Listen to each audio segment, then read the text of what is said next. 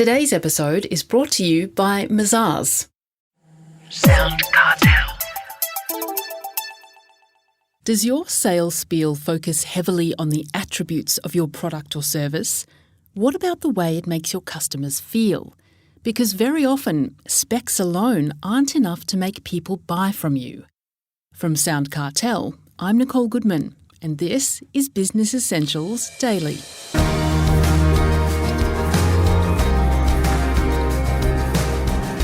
Michael Solomon is Professor of Marketing at St. Joseph's University in Philadelphia and understands that how your product or service makes people feel can make all the difference.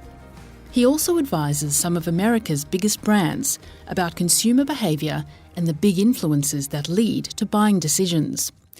Why consumers behave the way they do has been a lifelong fascination, Michael Solomon tells Heather Dawson, sparked by a job he took on as a young teenager.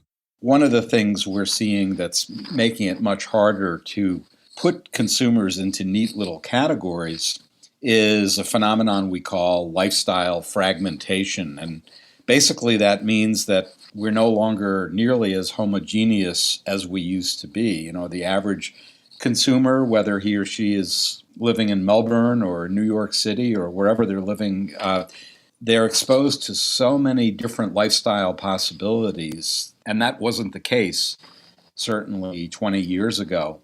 They're exposed to so many different media options. Obviously, they're able to communicate with one another globally, just as you and I are doing right now. So really, everyone is much more of an active, let's say, lifestyle artist. You know, they're picking and choosing from the multitude of options that are available. So you say in your new book that we need to tear down the walls that we've traditionally created around the consumers we target. But what kind of walls are you talking about? Well, we love to put people into categories, and marketers are trained to put people into categories. I like to say there's two kinds of people in this world: people who believe there's two kinds of people and people who don't. We're trained to put people into, for example, demographic categories. So we love to segment in terms of age groups and gender and social class and place of residence and racial and ethnic identity, and on and on. So those are some examples of the walls that I talk about in the book. There are many others as well, but they all have to do with this basic assumption that we can take this large group of people and pretty much generalize about them and assume that they're going to respond the same way to messages that we send to them, even though we discriminate in terms of, let's say, gender or social class. Today, that's just not going to happen. And consumers increasingly are becoming prosumers. In other words, they're becoming much more proactive in terms of picking and choosing the kinds of brands that the information that they want to receive about brands, the media they're going to receive, when they're going to watch television shows rather than being told when a show will be on, and all of that. Sometimes that's referred to as the IKEA effect, meaning that just like the furniture chain that asks people to assemble their own furniture, I usually have a few pieces left over. It's kind of worrying, but what it means is that we tend to value things more when we have a hand in creating them. You know, Mazars has been a long-time supporter of SoundCartel, and now they're helping us bring you this podcast. To find out how Mazars can support your business, visit mazars.com.au. That's mazars.com.au.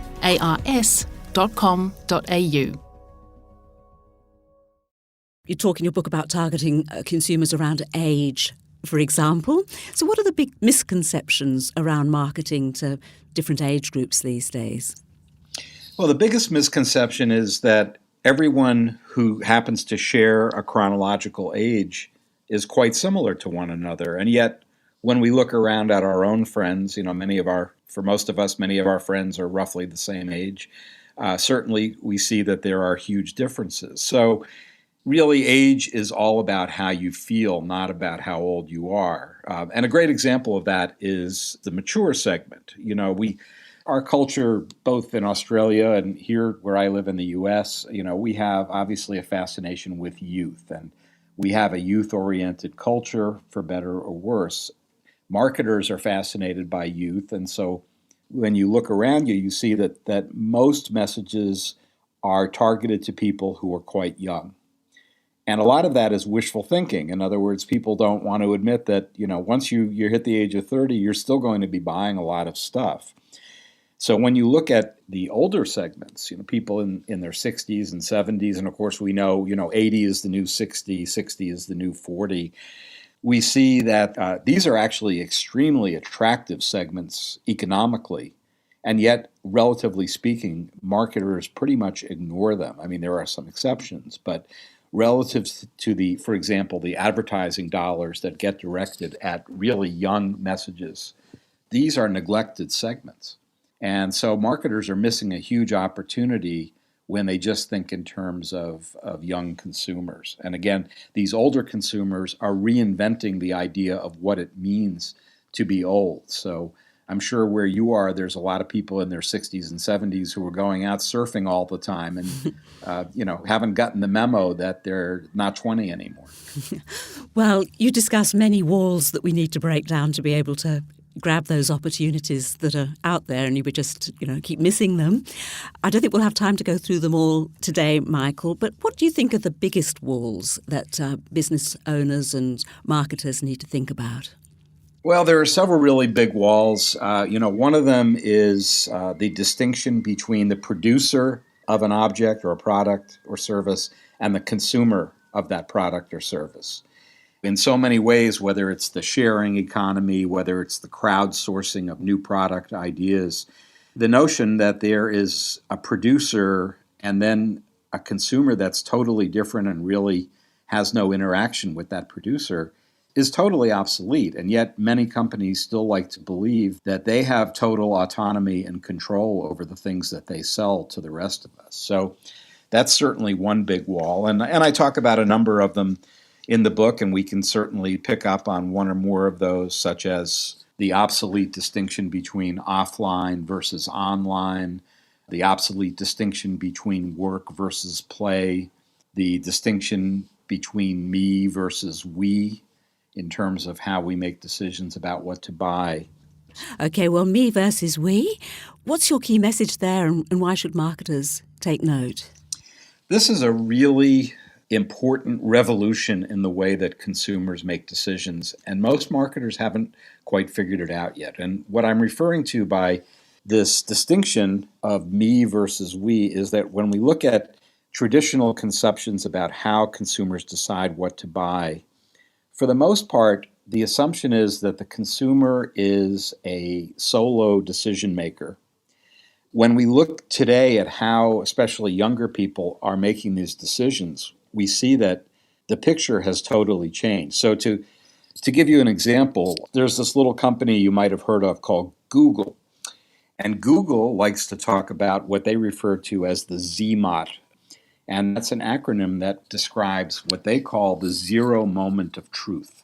And Google spends a lot of time thinking about where that zero moment of truth is, because obviously a lot of their income is derived from helping people to go online, learn about what their options are, et cetera. And what Google tells us, and really common observation tells us, and certainly if you talk to teenagers, they'll tell you, that zero moment of truth is really shifting. So what we're seeing is that consumers are consulting with others to a much greater extent before they buy. And it's almost like they're buying by committee.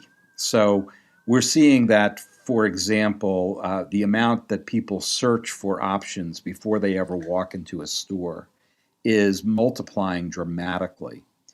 And there's a reason that after Google, YouTube is the second largest search engine in the world.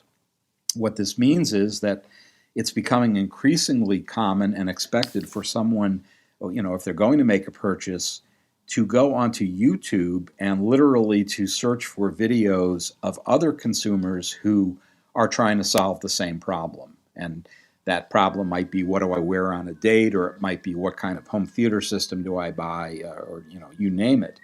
But they're doing a tremendous amount of research, even for the most mundane things, as you know, like where do we go for dinner on Saturday night? That used to be a fairly spontaneous decision. Now we have to read 1,000 restaurant reviews and maybe, post on Facebook or something asking for advice about where to go. So what I talk about in the book is I refer to this as the hive mind, like a beehive, where for retailers who are selling, whether it's online or in traditional bricks and mortar, the implication is that they need to get out there much earlier in the process. They need to get out early and often because they have the opportunity to influence people's decisions, but they have to recognize that they can't just sit on their laurels and wait for someone to walk in the store and try to persuade them then, because by then the damage has been done.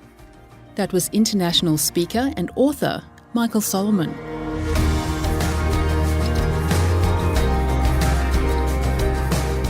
This episode of Business Essentials Daily is produced by the team at SoundCartel. Thanks for listening. I'm Nicole Goodman. We'll bring you more Be Daily tomorrow. Follow at BE Daily Podcast across social media and head to bedaily.com.au for more from the Business Essentials Daily podcast. SoundCartel. This episode was brought to you by Mazars. To find out more, visit mazars.com.au. That's mazars.com.au.